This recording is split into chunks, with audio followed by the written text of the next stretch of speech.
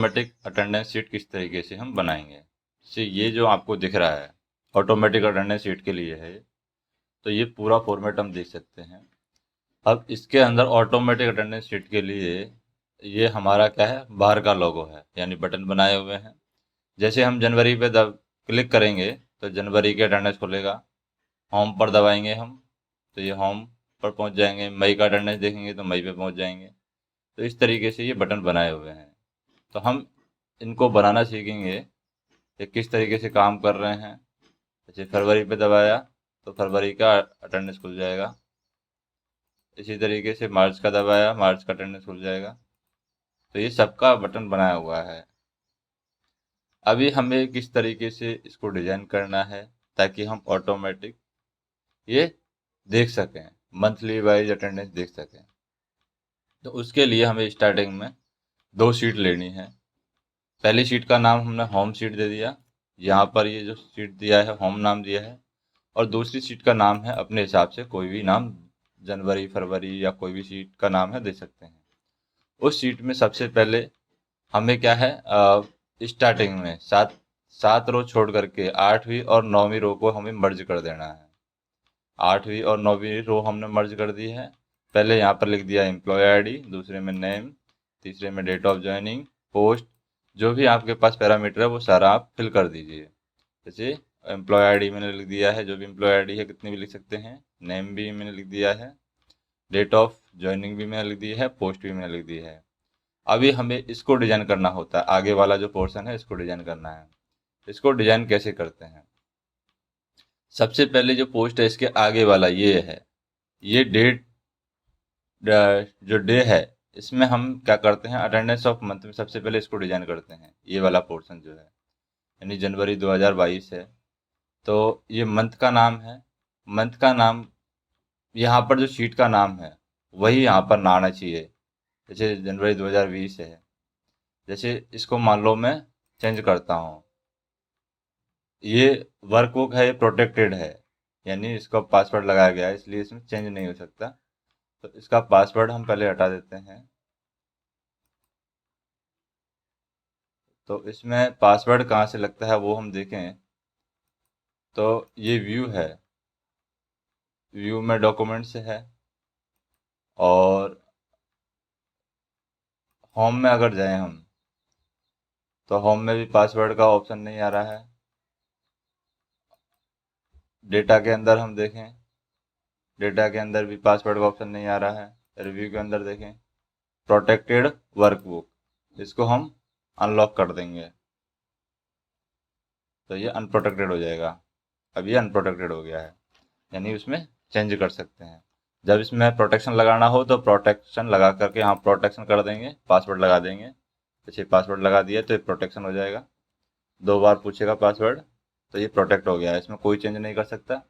अगर इसको हम क्या करते हैं, पासवर्ड को खोल देते हैं तो ये देखो चेंज कर सकते हैं। अब इसमें कोई चेंज नहीं कर सकता, जैसे कि पी चेंज हो गया है इस तरीके से। तो सबसे पहले हम क्या करते हैं, इसमें देखते हैं कि अगर इसमें फरवरी कर देते हैं हम, वर्कबुक में पासवर्ड को हटा देंगे यहाँ पर। अब यहाँ पर चेंज करते हैं, जनवरी की जगह फरवरी करेंगे, डेटा चेंज हो जाएगा, देखिए ऑटोमेटिक। ऑलरेडी ये नाम लिया हुआ है फरवरी, तो ये फरवरी वाला पोर्शन हम हटा देते हैं, या फिर एक पोर्शन हटा देते हैं, जैसे कि अक्टूबर वाला सीट है वो हटा देते हैं। यहाँ पर इसको जनवरी रहने देते हैं। मान लीजिए मुझे यहाँ पर फरवरी FEVR लिख दिया तो ये FEVR हो जाएगा फरवरी, और फरवरी के हिसाब से डेटा यहाँ पर चेंज हो गया। इस तरीके से हम देख सकते हैं। तो यहाँ पर हमें कौन सा फार्मूला लगाना है इस सेल पर, ये यहाँ पर 3 सेलों को मर्ज किया गया है। ये जो 3 है, 3 कॉलम और 1 रो, 6 नंबर पर हमने क्या है इनको मर्ज किया हुआ है, एक जगह लाइन नीचे छोड़ दी है। और यहाँ पर ये फार्मूला लगाया हुआ है। फार्मूला क्या है, मिड सेल, ये कोष्टक चालू हो जाएगा, फाइल नेम, ये दोनों इन्वर्टेड कोमा के अंदर है, फिर V2, फिर फाइंड, फाइंड करना है, जैसे कि सेल, पहले तो ये सेल में देखना है फाइल नेम, फाइल नेम को देखना है इस सेल में। उसके बाद में उसको फाइंड करना है, कहाँ से, यहाँ से फाइंड करना है। फिर सेल फाइल नेम, और फिर यहाँ पर 1255, और ये 2020 है। अब इसको मान लो फिक्स करना है, ये 2020 का कैलेंडर, मान लो 2021 का कैलेंडर लाना है हमें, तो 2021 लिख देंगे तो 2021 का कैलेंडर आ जाएगा यहाँ पर। ये देखिए 2021 का कैलेंडर आ गया है। इसी तरीके से यहाँ पर 2022 का कैलेंडर लाना है तो 2022 का कैलेंडर आ जाएगा। ये 2022 का कैलेंडर आ गया है। तो एक तो तरीका ये हो गया, ये फार्मूला हमें कॉपी कर लेना है या यहाँ से देख लेना है, ये फार्मूला जो भी है इसको हमें टाइप करना है, फार्मूले को exact same to same formula में टाइप करना है। यहाँ पर ध्यान रखना है जो फाइंड के आगे ये कोष्टक है कॉलम वाला, और ये ब्रैकेट वाला कॉलम है, इसका हमें ध्यान रखना है। तो सबसे पहले तो हमारा ये हो जाएगा फरवरी के अंदर। अब दूसरा हमें देखना है डेट, यहाँ पर जैसे यहाँ पर डेट लिखी हुई है, ये डेट वैल्यू हमें लिखना है। डेट वैल्यू कैसे लिखेंगे, तो डेट वैल्यू के लिए हमें क्या करना है, ये फार्मूला लगा देंगे इक्वल टू डेट वैल्यू, और डबल बार के अंदर 1 लिख देंगे सिर्फ, क्योंकि 1 तारीख से स्टार्ट कर रहे हैं हम। और एंड में क्या हो जाएगा F6। F6 मतलब कि हम कह सकते हैं यहाँ वाला जो मंथ है उसका पहला डे आ जाएगा। यहाँ पर जो मंथ दिया हुआ है उसका पहला डे आ जाएगा। जैसे कि मान लो इसमें जनवरी कर दूं मैं, तो पहला डे आ जाएगा जनवरी। तो यहाँ पर पहला फर्स्ट डे आ गया जनवरी। फिर 2 लिख देंगे, फिर 3 में दोबारा से यहाँ पर एंड ऑफ मंथ लिखेंगे, formula equal to end of month, और यहाँ पर इस मंथ का एंड ऑफ मंथ क्या है 31 जनवरी, और कॉमा 0 लगा देंगे। इसमें हमने क्या लगाया है, इसमें 0 नहीं लगाया है। इसमें हम देखें डेट वैल्यू स्टार्ट किया है, ये फार्मूला लगाया है F6, और इसमें हमने क्या है एंड ऑफ मंथ का फार्मूला लगाया है। तो ये हमें फार्मूला ध्यान रखना है। अब ये हमारा डेट हो गया 1 जनवरी से 31 जनवरी।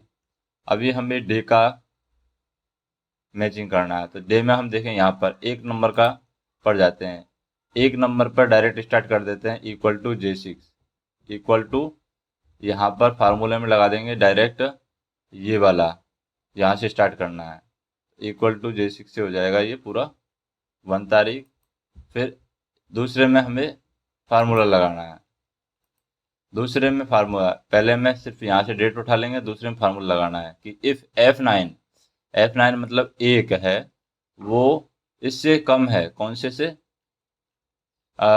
N6 से कम है, यानी कि 31 जनवरी से कम है ये, तो हम +1 कर देंगे F9 में, और एंड तक चलता जाएगा। तो ये वाला फार्मूला हम लगा देंगे, इफ़ F9 है वो 31 जनवरी यानी एंड ऑफ मंथ के लास्ट डे से 1 कम है, तो हम इसमें 1 जोड़ते जाएंगे जब तक कि एंड ऑफ मंथ ना आ जाए। तो ये फार्मूला है, लगा करके हम इसको ड्रैग कर देंगे, 2 से आगे ड्रैग कर देंगे। तो ये 3 में फार्मूला ये लगा हुआ है, 4 में फार्मूला ये लगा हुआ है, इसको हम हटा देते हैं एक बार, और अभी इस फार्मूले को ड्रैग करते हैं। देखो 2 नंबर पर जो फार्मूला है उसको ड्रैग करते हैं तो ये डेट आ जाएगी हमारी पूरी सेम।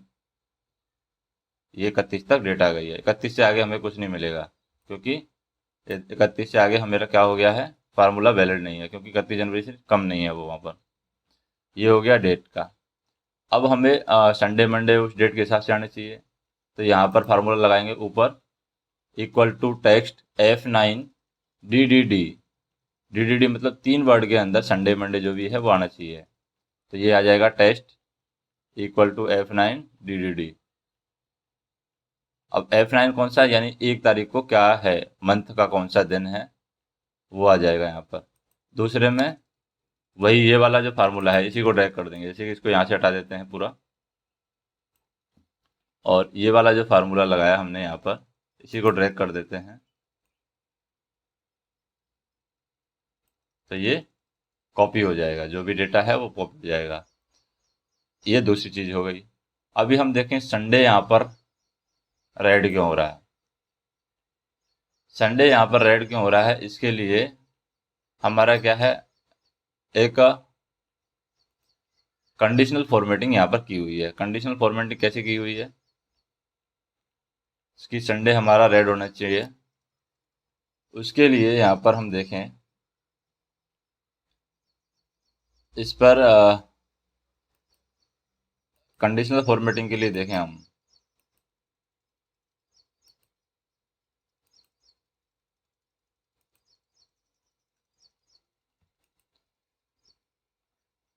इधर हमारा 1 से 31 तारीख तक हो गया। अब यहाँ पर एम्प्लॉय की जो सैलरी वगैरह जनरेट करनी है, जैसे प्रेजेंस कितना है मंथ में, एब्सेंस कितना है, मंथ में कितने दिन प्रेजेंट रहा है वो, मंथ में कितने दिन हैं, टोटल कितने दिन पेमेंट कर रहे हैं, बेसिक सैलरी क्या है, पीएफ 5% का हो गया, पर डे अमाउंट क्या है, HRA टोटल अमाउंट, और इन हैंड सैलरी क्या है, वो सारा हमने कॉलम बना लिया है। इसको आपसे अपने हिसाब से डिजाइन कर सकते हैं। अब ये पी, प्रेजेंट और एब्सेंट को किस तरीके से डिजाइन किया गया है, तो यहाँ पर क्या लगाया हुआ है,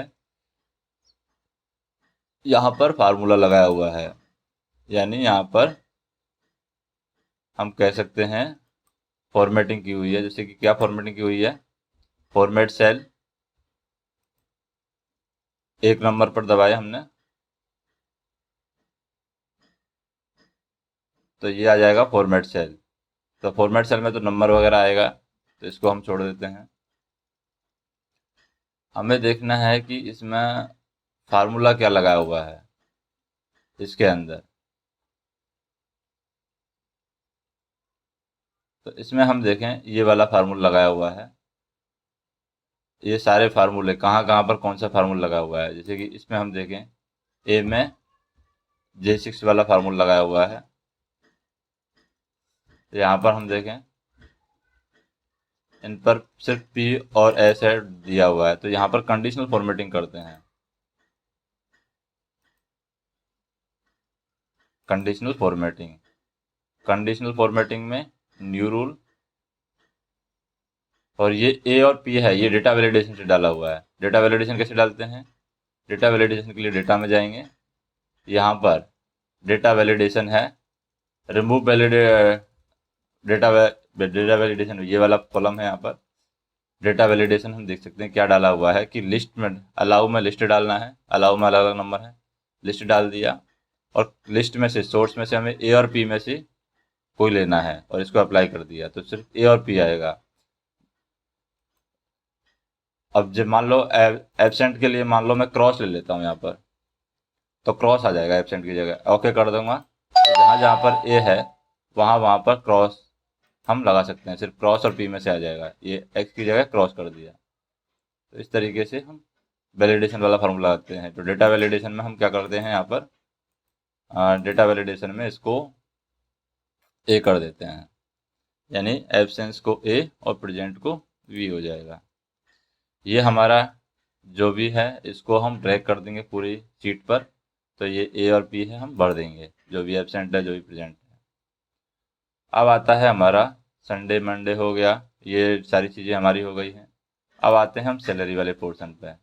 जैसे कि प्रेजेंस अगर हमें देखना है मंथ में कितना प्रेजेंस हुआ है, तो प्रेजेंस यहाँ पर, प्रेजेंस के लिए फार्मूला लगा दिया कि count if equal to count if, ये पूरे सेक्शन के अंदर F10 से AJ10, ये कैसे लिया, ऐसे इस तरीके से हम सेलेक्ट करेंगे, यहाँ से,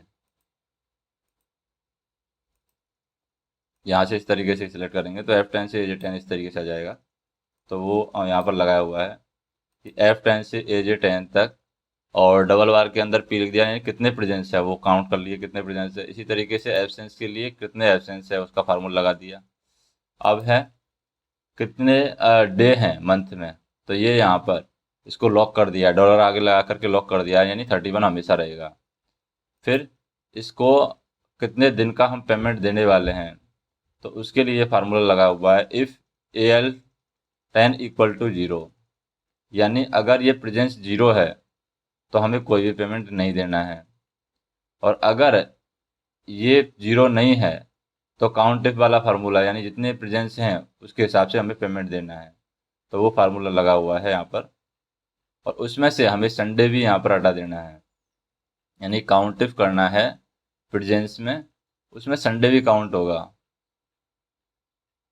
यानी 29 दिन है, 29 दिन में 4 संडे काउंट कर दिया तो 34 दिन का पेमेंट करना होगा, या 35 दिन, 5 संडे हो गया या 4 संडे हो गया तो उस हिसाब से पेमेंट होगा। 31 दिन का है, 4 दिन का संडे हो गया, 35 डेज का होगा। तो यहाँ पर प्लस AL10 का रखा, ये संडे के लिए है यहाँ पर, तो ये फार्मूला हम यहाँ पर लगा देंगे। फिर बेसिक सैलरी में, जो बेसिक सैलरी है उसकी फिर PF 5% है, तो इसका मतलब बेसिक सैलरी का 5% से मल्टीप्लाई कर देंगे। पर डे अमाउंट कितना आ रहा है, जो हमारा बेसिक सैलरी है, बेसिक सैलरी में कितने मंथ है उस दिन महीने में, उसे डिवाइड कर देंगे तो पर डे अमाउंट आ जाएगा। HRA है, HRA हमने मान लो 34% लगा दिया, तो जो बेसिक सैलरी है उसका 34% निकाल लेते हैं।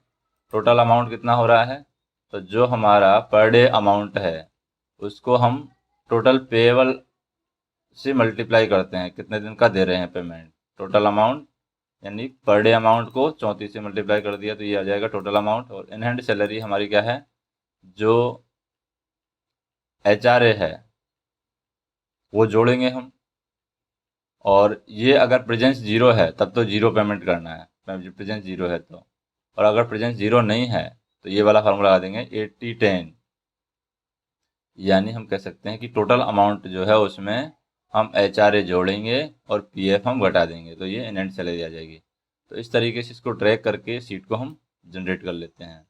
तो ये यहाँ पर सब में फार्मूला लगा हुआ है, प्रेजेंस एब्सेंस। जैसे मान लो हम चेंज कर देते हैं, P को A कर देते हैं, तो यहाँ पर डेटा चेंज हो जाएगा, उस हिसाब से सैलरी भी चेंज हो जाएगी। जैसे ये 13,545 है, अगर इसको एब्सेंस कर देता हूँ मैं, एब्सेंट, तो 13,000 का ये 13,233 रह गया। अगर इसको भी मैंने एब्सेंट कर दिया तो ये 12,900 रह गया। तो इस तरीके से ऑटोमेटिक डेटा चेंज हो रहा है। जैसे यहाँ पर नीचे वाले में चेंज करूँ मैं, प्रेजेंस से एब्सेंट करूँ, तो ये 12,771 रह गया। मान लो इस वाली डेट को एब्सेंट कर दूँ मैं, तो ये 12,416 रह गया। इस वाली डेट को एब्सेंट कर दूँ तो 12,061 रह गया। इस तरीके से पेमेंट है चेंज होगा एब्सेंट और प्रेजेंट के अकॉर्डिंग। तो ये हमारा जनरेट हो गया। इस तरीके से ये जनवरी है, इसी को हम कॉपी पेस्ट करके फरवरी, मार्च, अप्रैल, मई, जून, जुलाई, अगस्त, सितंबर, अक्टूबर, इस तरीके से हम डेट है वो चेंज कर लेंगे। तो जैसे कि यहाँ पर हम देखें, मार्च हो गया, अप्रैल हो गया, मई हो गया, जून हो गया, जुलाई हो गया, अगस्त, सितंबर, अक्टूबर,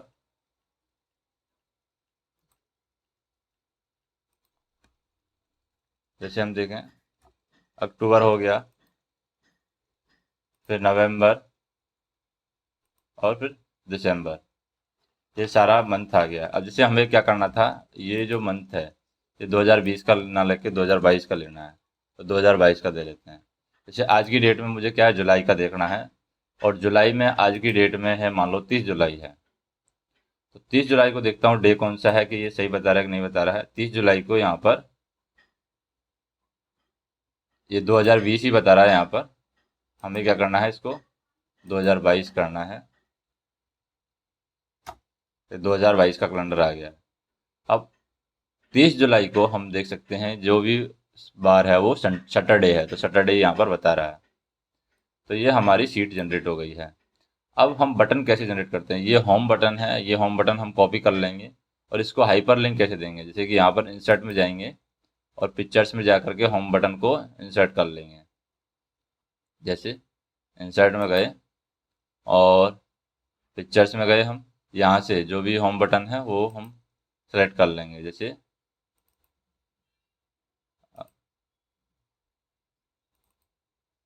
ये होम बटन है, इस तरीके से यहाँ से इंसर्ट करके लगा देंगे। इसे मैंने इंसर्ट कर दिया और इसको मैं छोटा करके यहाँ पर लगा दूंगा। जैसे इस वाले होम में हाइपर लिंक दे देंगे हम। अब हाइपर लिंक कैसे देते हैं, जो पहली सीट है उस पर हमने होम बटन दिया हुआ है उस पर ले जाएगा ये।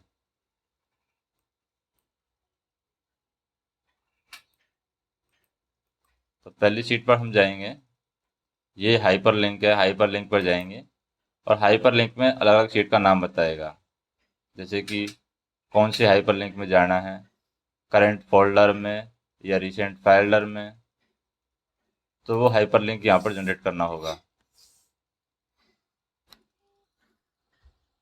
तो यहाँ पर ये क्या है, हाइपर लिंक जब हम दे रहे हैं होम को, तो सबसे पहले इसको हाइपर लिंक जब हम देंगे तो हाइपर लिंक में हमें ये देखना है प्लेस इन दिस डॉक्यूमेंट्स, ये वाला हमें सिलेक्ट करना है और इस डॉक्यूमेंट्स में हम होम वाला सेल है वो सेलेक्ट कर लेंगे और ओके कर देंगे, तो ये होम वाले पोर्शन पर चला जाएगा।